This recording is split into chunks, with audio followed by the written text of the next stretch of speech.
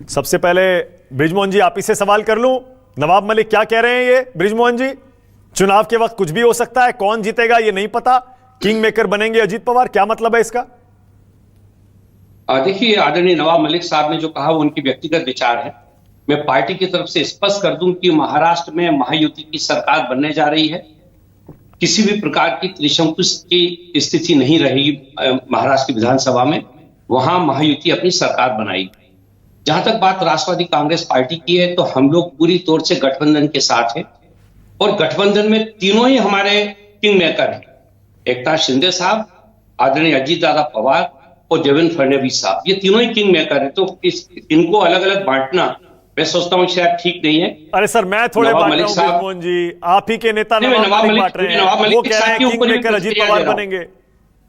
नहीं, मैंने आपसे नहीं कहा, मैं नवाब मलिक साहब के ही बयान पे प्रतिक्रिया दे रहा हूं। वो उनके अपने व्यक्तिगत विचार है और शायद भावुक होकर उन्होंने इस बात को कह दिया है। पर जो वास्तविक धरातल है वो ये है कि राष्ट्र महायुति में हम तीनों दल बहुत ताकत के साथ जनता के बीच में हमारे प्रत्याशी जा रहे हैं और हम लोगों को पूरा विश्वास है कि महाराष्ट्र में महायुति की सरकार बनेगी। त्रिशंकु सरकार बनने जैसी कोई स्थिति नहीं है। बृजमोहन जी, आप ये एक लाइन दो लाइन का बयान देकर नवाब मलिक के बयान से खुद को अलग नहीं कर सकते। नवाब मलिक आपके उम्मीदवार हैं, इतने पुराने नेता हैं, वो कह रहे हैं चुनाव के वक्त कुछ भी हो सकता है। आप कहें तो उनका बयान मैं आपको दोबारा सुनवा देता हूं। आप ये कहकर बच नहीं सकते कि उनकी निजी राय। अरे सर, कैसे हो सकता है? वोटिंग होने वाली है, 15 दिन पहले आपके नेता ऐसा बयान दे रहे हैं कि चुनाव में कौन जीतेगा कहा नहीं जा सकता। मानक भाई, मेरी पार्टी के 54 प्रत्याशी हैं, वो 54 में से एक हैं और मैं पार्टी के प्रवक्ता मैं प्रमुख राष्ट्रीय प्रवक्ता होने के नाते पार्टी की तरफ से बात कर रहा हूं ऑफिशियली। अगर कोई भी अगर विधायक या कोई भी उम्मीदवार कोई बात कहता है तो उनका अपना व्यक्तिगत विचार हो सकते, क्यों नहीं हो सकते। और अगर नवाब मलिक साहब भी ये बात कह रहे हैं तो उनकी जो एक आस्था है आदरणीय अजीत दादा के प्रति और उनके प्रति जो उनके मन में एक सम्मान है, उसके भावावेश में उन्होंने इस बात को कहा है। लेकिन वास्तविक धरातल क्या है? वास्तविक धरातल बहुत ही स्पष्ट है। हम लोग पूरी शक्ति के साथ आदरणीय नरेंद्र मोदी के नेतृत्व में, आदरणीय अमित शाह साहब के नेतृत्व में ये महायुति का गठबंधन महाराष्ट्र में काम कर रहा है। ठीक है, ओके। बृजमोहन जी, आपने कहा इमोशनल होकर उन्होंने कह दिया होगा, जो उनके मन में अजीत पवार के लिए सम्मान है उसके लिए कह दिया होगा। तो मतलब मैं समझा नहीं, ये सम्मान से इस बात का क्या लेना देना कि वो किंग मेकर बन सकते हैं? थोड़ा समझाइए। इसका जवाब अगर आप, मैं सोचता हूं मानक भाई, इसका जवाब यदि आप आदरणीय नवाब मलिक साहब से लें तो ज्यादा बेहतर होगा। मैंने अपनी पार्टी का पक्ष बताया है और मैं बता देता हूं बृजमोहन जी, मैं बता देता हूं जितना मुझे समझ में आया। विनोद जी भी मुस्कुरा रहे हैं। देखिए, हम तो समझ गए। बहुत दिनों से यह चर्चा चल रही है बृजमोहन श्रीवास्तव जी कि अगर 20, 25, 30 सीटें आ गई आपकी पार्टी को और शरद पवार, उद्धव ठाकरे, नाना पटोले, उनकी तरफ से यह ऑफर आया कि हम अजीत दादा को सीएम बना देंगे, तो आप अपने विकल्प खोल सकते हैं। क्या यह सच है? क्या ऐसी कोई संभावना है? भाई, ये आपका आंकलन है और मैं आपके इस आंकलन से पूरी तौर से असहमत हूं। और राजनीति में अगर मगर किंतु परंतु यदि इस पे राजनीति का कोई निर्णय नहीं हो सकता। कोई भी संभावना कोई भी व्यक्त कर सकता है, लेकिन मैं आपसे फिर कह रहा हूं, महाराष्ट्र में हम तीनों दलों की सरकार बनने जा रही है। भरपूर हमारे पास समर्थन आएगा, भरपूर हमारे प्रत्याशी जीतेंगे। तो इसलिए वहां पे जब त्रिशंकु सरकार बनने की कोई संभावना ही नहीं है, तो इस मुद्दे पे बात करने का मैं सोचता हूँ शायद कोई जरूरत भी नहीं है। मैं फिर आपसे एक बात कहता हूँ, राष्ट्रवादी कांग्रेस पार्टी का इस मामले में बहुत ही स्पष्ट मत है कि हम लोग वहां पर महायुति गठबंधन के साथ काम कर रहे हैं और वहां पे हम लोग सबसे सक्रिय दलों में से एक है। हम लोग आदरणीय नरेंद्र मोदी जी और आदरणीय अमित शाह के नेतृत्व में महाराष्ट्र में महायुति की सरकार का गठन करेंगे, स्पष्ट रूप से। इसमें हम लोगों को किसी प्रकार का कोई शक नहीं है। ठीक है। अब ये नवाब मलिक ये क्यों कह रहे हैं कि 2019 में अजीत पवार ने बड़ी भूमिका निभाई थी?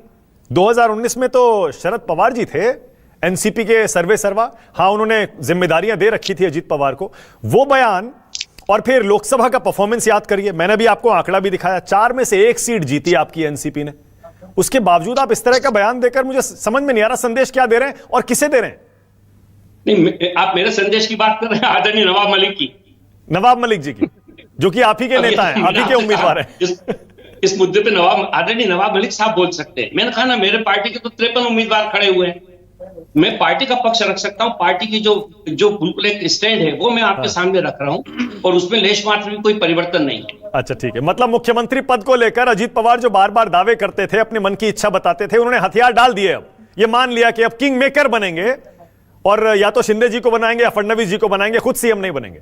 नहीं, मैं आपसे फिर कह दूं, हथियार डालना जैसा मुद्दा नहीं है। हम लोगों ने जिस दिन गठबंधन में हम लोग शरीक हुए हैं, उस दिन हमको मालूम था कि हमारे महाराष्ट्र के मुख्यमंत्री आदरणीय एकनाथ शिंदे साहब हैं, और उनके नेतृत्व में हम लोगों को काम करना है। आज भी हम लोग उनके नेतृत्व में काम कर रहे हैं, तो इसमें हथियार डालने जैसी कोई बात ही नहीं है। ये एक सोचा समझा फैसला था जो हम लोगों ने उस समय लिया था। अच्छा ठीक है, ओके, मतलब कोई चांस नहीं है ना बृजमोहन जी एनसीपी अजीत पवार गुट का महाविकास आघाड़ी की तरफ जाने का? दूर दूर तक कुछ नहीं है। हम लोग हर हालत में महायुति के साथ हैं, हम लोग एनडीए के अंदर हैं, और हम लोग देश के विकास के लिए, इस बात पे हम लोगों का पूरा विश्वास है कि आदरणीय नरेंद्र मोदी जी के नेतृत्व में ही इस देश का और महाराष्ट्र का विकास हो सकता है, इसलिए हम उनके साथ हैं। ठीक है, ओके, वो साथ तो रहेंगे, दोनों बातें स्पष्ट है। हाँ, एक तो आपने बीजेपी के विरोध के बावजूद, सुनिए ना, हाँ बृजमोहन जी, एक तो आपने बीजेपी के विरोध के बावजूद नवाब मलिक जी को टिकट दिया। अमित शाह के घर पर खुद अमित शाह जी ने कहा था, जहां तक हमारी जानकारी है, कि नवाब मलिक को टिकट नहीं मिलना चाहिए। आपने दिया, आप अड़ गए। उसके बाद अब वो देखिए इस तरह का बयान दे रहे हैं। कहीं ऐसा तो नहीं कि भूमिका बनानी शुरू कर दी है आपने महायुति से अलग होने की अभी से? मानव भाई, इसका बुद्धिजीवी लोग जो होते हैं वो तरह तरह से चीजों के इंटरप्रिटेशंस करते हैं, और आप उनमें से एक हैं। आप बुद्धिजीवी हैं। मैं अपनी तरफ से एक बात स्पष्ट कर दूं कि गठबंधन में कोई भी राजनीतिक दल का नेता किसी दूसरे दल के नेता के ऊपर कोई दबाव नहीं डालता। वहां हम लोग विचार विमर्श करते हैं। आदरणीय अमित शाह साहब हमारी पार्टी के एनडीए के नेता हैं, उनको हक है अपनी बात कहने का। उन्होंने अपनी बात कही थी, इससे कोई इनकार नहीं। आदरणीय देवेंद्र फडणवीस साहब ने भी कहा था, इससे भी इनकार नहीं है। लेकिन हमारी अपनी पार्टी की भी कोई जरूरत थी, उसके अंतर्गत हम लोगों ने आदरणीय नवाब मलिक साहब को अपना प्रत्याशी बनाया।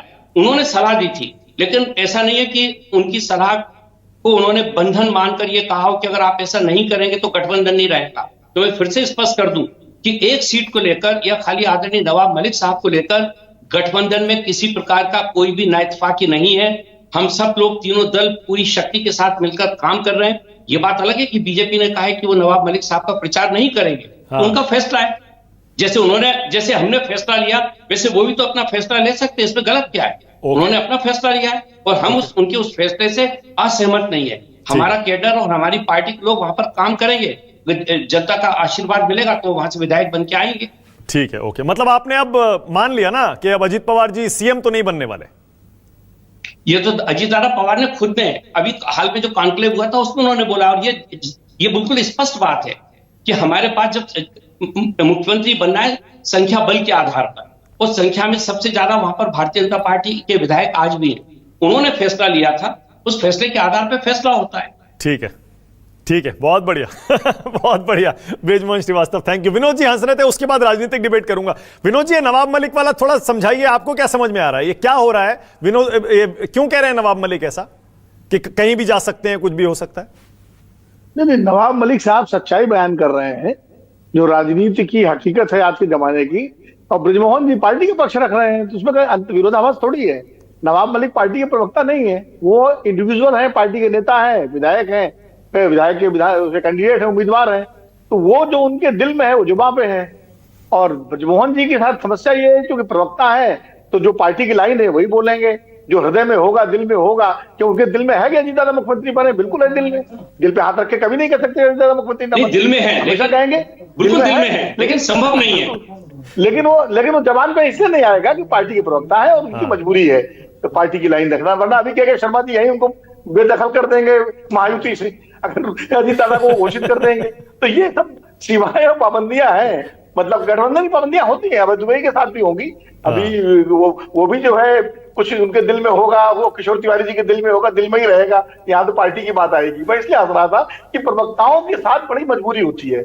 प्रवक्ता अब आज अजीत दादा पवार महायुति में है तो बृजमोहन जी को वो लाइन लेनी पड़ रही है। इसके पहले जब वो महाविकास आघाड़ी में थे तो उनको वो लाइन लेनी पड़ती थी। लेकिन अजीत दादा पवार के बारे में एक बात है, जो और नीतीश कुमार के बारे में भी है कि मेरो मन अनंत कहाँ सुख पावे, जो सूर्यदास जी का पद है ना, जैसे उड़ जहाज को पंछी खुद जहाज पर आवे।